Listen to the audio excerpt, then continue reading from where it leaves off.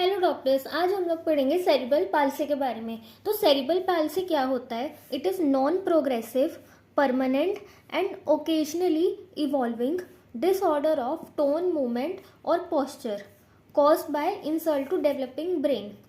मतलब ये tone, movement और जो पोस्चर होता है उसका डिसऑर्डर है। और किससे हो रहा है कि जो हमारी ब्रेन की डेवलपमेंट है उसमें कोई प्रॉब्लम आ रही है जिस वजह से सेरिब्रल पाल्सी हो रही है।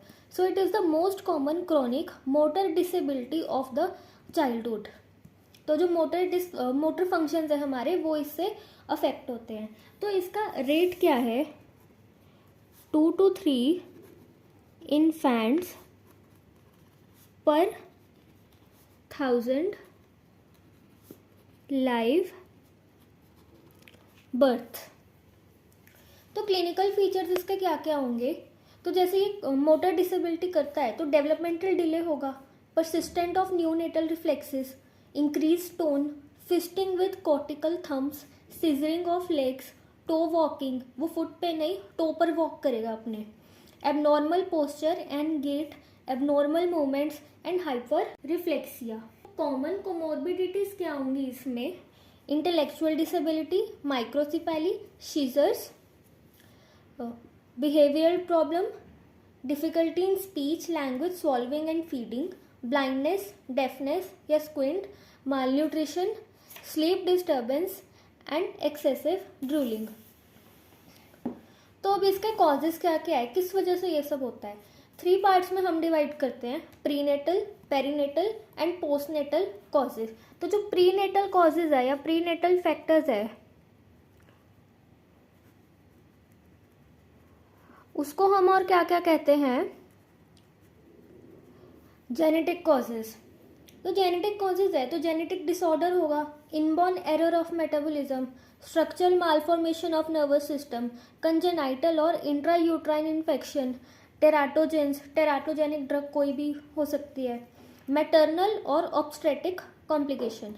पेरीनेटल कॉजेज में क्या क्या आता है? Birth asphyxia, prematurity, low birth weight, birth trauma, neonatal infection, neonatal seizure, neonatal hypoglycemia, intracranial hemorrhage, neonatal hyperbilirubinemia।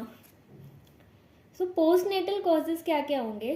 hypoxia, trauma, drugs, toxin, metabolic disorder या कोई भी CNS का इन्फेक्शन। तो अब देखते हैं कि इसके टाइप्स क्या क्या होते हैं। सो मेनली हमारे पास 5 टाइप्स है, spastic quadriplegia, spastic diplegia, spastic hemiplegia, extrapyramidal, ataxic या फिर मिक्स्ड। एंटीसीडेंट कॉज या फिर इसको हम ये भी कह सकते हैं मोस्ट कॉमन कॉज।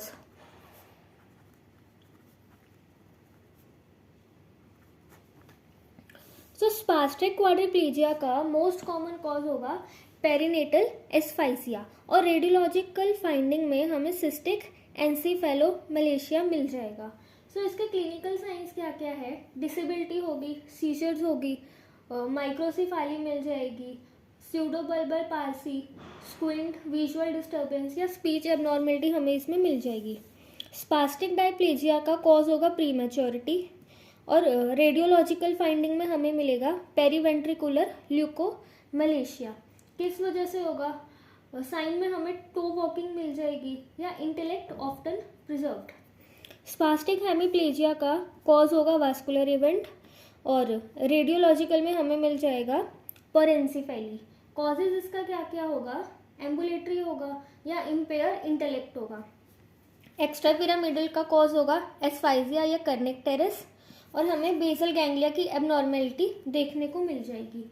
कॉजेज इसकी होगी रिजिडिटी, डिस्टोनिया, डिस्काइनेजिया, ड्रूलिंग।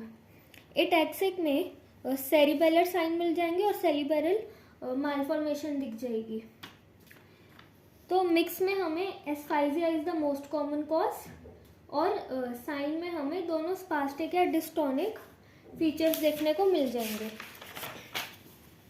तो अगर हम इसका देखें कि इवैल्यूएशन और मैनेजमेंट हमें कैसे करनी है, तो इवैल्यूएशन में सबसे पहले हम हिस्ट्री लेंगे। हिस्ट्री में हम मैनिफेस्टेशंस देखेंगे और कॉमन कॉज पता करेंगे। फिर फिजिकल एंड न्यूरोलॉजिकल एग्जामिनेशन में फिजिकल एंड न्यूरोलॉजिकल एग्जामिनेशन में हम डेवलपमेंट देखेंगे और डिसमोर्फिज्म और न्यूरोकुटेनियस मार्कर्स हम देखेंगे। तो अब इसकी मैनेजमेंट कैसे करनी है?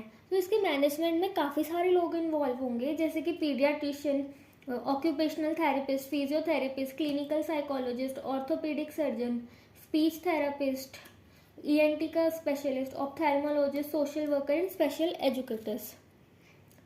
फिजियोथेरेपी करेंगे और ड्रग्स प्रिस्क्राइब करेंगे किसके लिए? जनरलाइज स्पास्टिसिटी के लिए। तो ये तो हम करेंगे जनरलाइज्ड स्पास्टिसिटी के लिए। और इस केस में हम ड्रग्स कौन कौन सी प्रिस्क्राइब करेंगे? Baclofen, diazepam, tizanidine and dantrolene.